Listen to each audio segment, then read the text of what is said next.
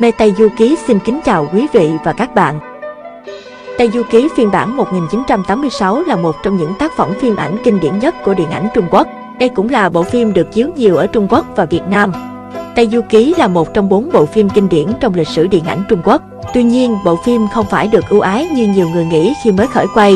Tháng 4 năm 1986, Đài truyền hình Trung ương Trung Quốc, CCTV cùng Bộ Tài chính và Tổng cục Điện ảnh thành lập một tổ điều tra đoàn làm phim Tây Du Ký. Theo TAO, 3 điều tra viên tới đoàn phim khảo sát để theo dõi liệu có phải ekip mượn việc quay phim để đi du sơn ngoạn thủy như có người phao tin hay không. Thời điểm đó, nhiều người tung tin cho rằng, ekip Tây Du Ký mượn việc quay phim, dùng tiền để đi du lịch là chính, quay phim chỉ là phụ. Khi đọc được thông tin này, đạo diễn Dương Khiết tức giận đến mức chết lặng, không nói được lời nào. Sau khi đi điều tra và khảo sát, đoàn điều tra đã kết luận những tin đồn trên là sai sự thật.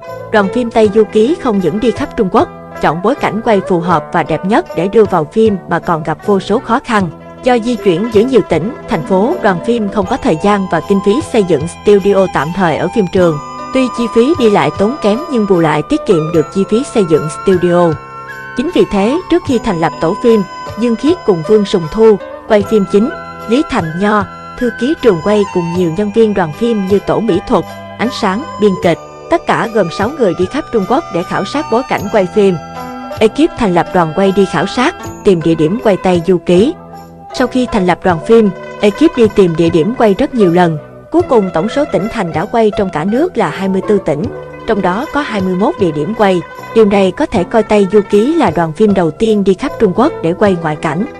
Mới đây, TAO vừa thống kê lại tất cả các địa điểm mà đoàn phim Tây Du Ký đã ghé thăm theo thứ tự từng tập phim sau 35 năm phát sóng. Tập 1 Hầu Vương Sơ Vấn Thế. Theo TAO, tổng thời gian quay tập phim này kéo dài tới 3 năm. Được biết, đoàn phim đã đi rất nhiều nơi để quay ngoại cảnh phục vụ cho tập phim đầu tiên của Tây Du Ký. Trong số đó, những nơi quan trọng nhất là Bắc Đới Hà ở tỉnh Hà Bắc. Để tạo ra tảng đá, nơi ngộ không chào đời, đoàn phim Tây Du Ký đã tề tụ đông đủ tại khu vực bờ biển Bắc Đới Hà, tỉnh Hà Bắc chuẩn bị khởi quay cho phân cảnh này. Những cảnh quay ở đây gồm cảnh ghép hình thạch hầu, khỉ đá chào đời từ tảng đá lớn, cảnh thạch hầu vui sướng đô dẫn với sóng nước biển và cảnh hầu vương lập bè lên đường tầm sư học đạo. Sau khi hoàn thành phân cảnh này, đoàn phim lại di chuyển tới thành phố Văn Xương, Hải Nam và Thác Hoàng Quả Thụ ở Quý Châu để quay phân cảnh ở Hoa Quả Sơn. Thủy Liêm Động trong phim được lấy bối cảnh là Thác Hoàng Quả Thụ ở Quý Châu. Dòng thác trắng xóa hùng vĩ đổ xuống giúp đoàn phim ghi hình được phân cảnh đẹp nhất cho Thủy Liêm Động, ngôi nhà của Tôn Ngộ Không.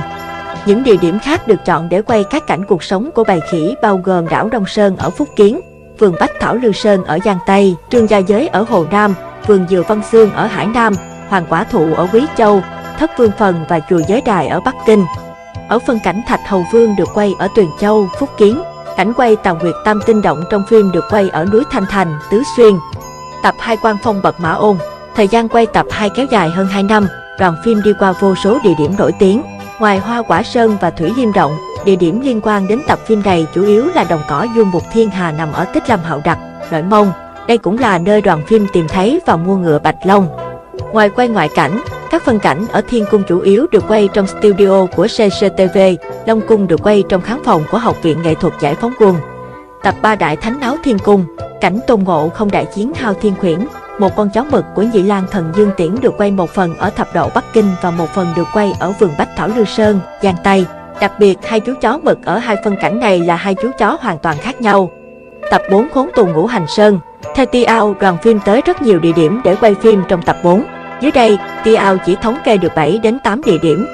Ở phân cảnh Tôn Ngộ Không bị đè dưới Ngũ Hành Sơn suốt 500 năm, cố đạo diễn Dương Khiết đã vô tình tìm thấy một hang đá tự nhiên, vừa đủ người chui vào tại một rừng đá, Thạch Lâm ở Vân Nam. Cảnh Đường Tăng giảng kinh được quay tại chùa Thiên Đồng, tỉnh Ninh Ba. Quán trà nơi Ân Ôn Kiều ném tú cầu Kén Rễ được quay ở cổ trấn Hy Châu, Vân Nam, cách thành phố Đại Lý 18 km về phía Bắc. Cảnh quay Trần Quang Nhụy và vợ là Ân Ôn Kiều, bố mẹ của Đường Tăng trên đường sang sông đi nhậm chức nhưng gặp cướp được quay ở trấn Giang, Giang Tô. Cậu bé Đường Tăng lớn lên và thả cá, địa điểm quay ở chùa Phúc Khánh, núi Thương Nham, tỉnh Hà Bắc. Cảnh vua nhà Đường triệu kiến Đường Tăng được quay tại khu vực Vũ Vương Lăng ở Thiệu Hưng, Chiết Giang. Cảnh Đường Tăng đi về phía Tây được quay tại Thanh Tây Lăng, một quần thể lăng mộ triều đại nhà Thanh ở Bảo Đinh, Hà Bắc. Cảnh Thiên Cung được quay tại trường quay của CCTV, đồng nghĩa với việc chỉ riêng tập phim này đã quay tại ít nhất 8 địa điểm. Tập 5 Hầu Vương Hộ Đường Tăng. Phân cảnh Đường Tăng giải cứu Tôn Ngộ Không được quay ở rừng đá, Thạch Lâm Vân Nam.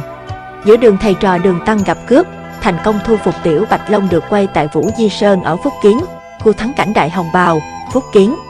Tập 6 Họa Khởi Quan Âm Viện. Địa điểm quay tập phim này ở đền Dũng Tuyền, nằm trên sườn núi cổ ở Phúc Kiến. Hang động của Hắc Hùng Tinh, một con gấu đen thành tinh được quay tại núi Thanh Chi, Liên Giang, Phúc Kiến, Bách Động Sơn. Điều bất ngờ nhất là cảnh Quan Âm Viện bị đốt cháy được quay ở Đông Sơn Đảo, Phúc Kiến. Lúc này một ngôi chùa vừa bị cháy và chưa được xây dựng lại. Đúng lúc đoàn phim tới quay và chọn ngay bối cảnh ngôi chùa bị cháy cho phim. Tập 7 Kế Thu Trư Bát Giới. Thu phục Trư Bát Giới tại Cao Lão Trang được quay tại Thanh Châu, Duy Phường, tỉnh Sơn Đông. Nội cảnh bên trong Cao Lão Trang quay tại Thập Hốt Viên tại thành phố Duy Phường, Sơn Đông. Cảnh Trư Bát Giới cổng vợ trên lưng quay tại Lao Sơn, Thành Đảo. Vân Sơn Động, nơi sinh sống của Trư Bát Giới trên phim được quay tại Động Thông Thiên, chùa Linh Ẩn ở Hàng Châu, Động Long Hoàng. Tập 8 Khảm Đầu Phùng Tam Nạn. Động Thanh Phong là nơi trú ẩn của Hoàng Phong Quái. Chồn Long Vàng thành tinh được quay tại Động Thiện Quyến ở Nghi Hưng, thành phố Vô Tích.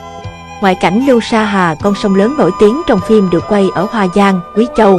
Một cảnh khác được quay tại khán phòng của Học viện Nghệ thuật Giải phóng quân. Cảnh Trư Bát Giới đòi làm rễ được quay ở núi Thiên Bình và Di Viên tại Tô Châu. Tập 9 Ăn Trộm Quả Nhân Sâm. Ngũ Trang Quán trong phim được chọn bối cảnh quay tại đạo quán ở núi Thanh Thành, Tứ Xuyên. Cây nhân sâm được quay tại công viên văn hóa Thành Đô. Điều đặc biệt là nơi đây cách nghĩa trang của bố đạo diễn Dương Khiết là liệt sĩ Dương Bá Khải yên nghỉ không xa. Tập 3 Lần Đánh Bạch Cốt Tinh. Hang động của Bạch Cốt Tinh được quay tại Ba Nguyệt Động gần sông Lãnh Thủy ở Hồ Nam. Theo Ti Ao, địa điểm của tập phim này chủ yếu được quay ở Trương Gia Giới, tỉnh Hồ Nam. Thời điểm đó, Trương Gia Giới không có nhiều dịch vụ phát triển dù là một trong những danh lam thắng cảnh nổi tiếng ở Trung Quốc. Đây cũng là cung đường xa xôi, hiểm trở nhất của đoàn phim Tây Du Ký từng đi qua. Tập 11 Khiêu Khích Mỹ Hầu Vương. Địa điểm của tập phim chủ yếu được quay ở Thạch Lâm, tỉnh Vân Nam. Phân cảnh khiêu khích Mỹ Hầu Vương được quay ở Lưu Sơn, Giang Tây. Cổng thành của Vương quốc Bảo Tượng trong phim thực chất chính là cổng thành của thành cổ Đại Lý. Cảnh vật trong cung Vương quốc Bảo Tượng được quay ở chùa Đàm Hoa, Côn Minh, Vân Nam. Tập 12 Đoạt Bảo Liên Hoa Động. Theo Ti Ao, tập Đoạt Bảo Liên Hoa Động là tập phim tiết kiệm nhất của đoàn Tây Du Ký. Ngoài trừ một số cảnh quay phụ rời rạc, hầu hết các cảnh quay chính vẫn được quay tại Thạch Lâm, Vân Nam. Tập 13 Trừ Yêu Ok Quốc. Tập phim này được quay 2 lần.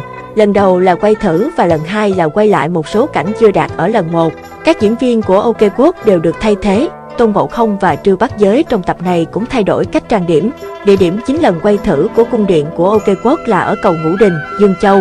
Cảnh ngôi đền trong phim được quay tại chùa Đại Minh cũng ở Dương Châu. Khi quay lại lần thứ 2, địa điểm quay của đoàn phim đã đổi sang Võng Sư Viên, một trong những khu vườn nổi tiếng nhất ở Tô Châu.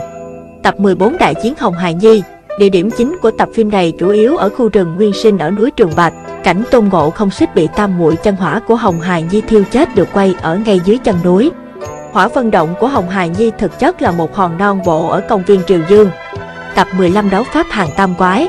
Đây là tập phim tương đối dễ quay với đoàn phim vì chủ yếu các cảnh đều được quay quanh Bắc Kinh. Một số địa điểm xuất hiện trong phim như Thất Vương Phần, đền Giới Đài. Đoàn phim cũng quay thêm một số cảnh ở Tây Sơn, Bắc Kinh. Tập 16 Thỉnh Kinh Nữ Nhi Quốc. Đối với tập phim Nữ Nhi Quốc, đạo diễn yêu cầu phải chọn cảnh quay đẹp, có kiến trúc lạ. Chính vì thế, địa điểm quay chính của tập phim là Tô Châu, Hàng Châu và Thiệu Hưng. Mở đầu tập phim, 4 thầy trò Đường Tăng đi thuyền trên sông được quay ở Đông Hồ, Thiệu Hưng. Khi 4 thầy trò đi vào Nữ Nhi Quốc, cổng thành được quay ở Bàn Môn, Tô Châu. Địa điểm quay cung điện của Nữ Nhi Quốc là rừng Sư Tử Lâm ở Tô Châu chứ không phải Tuyết Chính Viên như lời đồn. Tuyết Chính Viên là một trong tứ đại lâm viên nổi tiếng của Tô Châu. Cảnh nữ vương của Nữ Nhi Quốc và Đường Tăng đi dạo trong cung được quay ở Tây Hồ, Hàng Châu. Cảnh nữ vương Nữ Nhi Quốc từ biệt 4 thầy trò quay ở công viên Bách Thảo, Hàng Châu. Tập 17 Tam Điệu Ba Tiêu Phiến. Núi Hỏa Diệm được quay ngoại cảnh ở Thổ Lỗ Phiên, Tu Pang, khu tự trị Duyên Ngô Nhĩ Tân Cương và cổ thành Cao Xương. Khi Tôn Ngộ không đến mượn quạt Ba Tiêu, địa điểm lại được đổi thành khu thắng cảnh Thất Tinh Nham và Lô Địch Nham ở Quế Lâm. Ngoài ra, phân cảnh đối đấu với Ngưu Ma Vương được quay tại nghệ thuật quân sự Bắc Kinh lúc bấy giờ. Tập 18 Tảo Tháp Biện Kỳ Oan. Ti Ao cho biết địa điểm quay các cảnh trong tập phim này không hề nhỏ. Tập phim chủ yếu được quay ở Sơn Tây ví dụ như hang đá Vân Cương, chùa Tấn Từ, chùa Quảng Thắng thuộc quận Hồng Đồng. Đội cảnh ở Tảo Tháp Biện Kỳ được quay ở Thất Vương phần Bắc Kinh. Long Cung được quay ở Học viện Nghệ thuật Giải phóng quân. Cảnh Đả Tử Cửu Đầu Trùng quay ở Uy Hải, Sơn Đông. Tập 19 Ngộ Nhập Tiểu Lôi Âm. Tập phim này có 2 địa điểm quay chính. Tiểu Lôi Âm được quay ở chùa Cửu Hoa, Hóa Thánh Tự, Thượng Thiện Đường ở An Huy. Hang động của Hoàng Mi Yêu Vương quay tại động Linh Tê ở Chiết Giang. Tập 20 Tôn Hầu Xảo Hành Y. Tập phim này được quay ở Hương Lan Đình, Chiết Giang.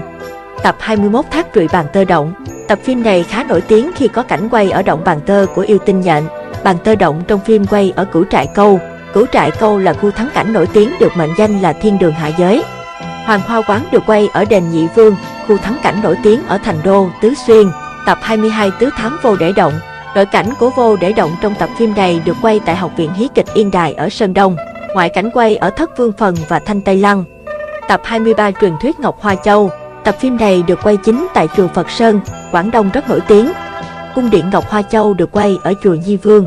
Cảnh 4 thầy trò Đường Tăng đột nhập vào căn phòng lạ được quay ở đền Thanh Chân ở Tuyền Châu, Phúc Kiến. Địa điểm quay hang động của Hoàng Sư Tinh và Cửu Linh Nguyên Thánh ở Thất Tinh Nham, Quảng Đông. Tập 24 Thiên Trúc Thu Ngọc Thố. Tập phim này có 3 địa điểm chính. Cảnh công chúa Thiên Trúc được quay ở Thúy Hồ, khu danh thắng nổi tiếng ở Côn Minh. Cảnh quay công chúa chuẩn bị kết hôn quay tại Thụy Lệ, Vân Nam. Một số cảnh quay khác trong tập này được thực hiện ở Thái Lan. Tập 25 Ba Sinh Cực Lạc Thiên. Những ngôi chùa tráng lệ trong tập phim này được quay ở Thái Lan. Chùa Lôi Âm trong tập phim này được quay tại xưởng phim quốc gia Vân Nam, Côn Minh. Một cảnh quay khác của 4 thầy trò Đường Tam Tạng quay tại công viên Bách Thảo Hương Sơn, Bắc Kinh. Cảnh vua Đường đón tiếp Đường Tăng quay ở Thanh Tây Lăng.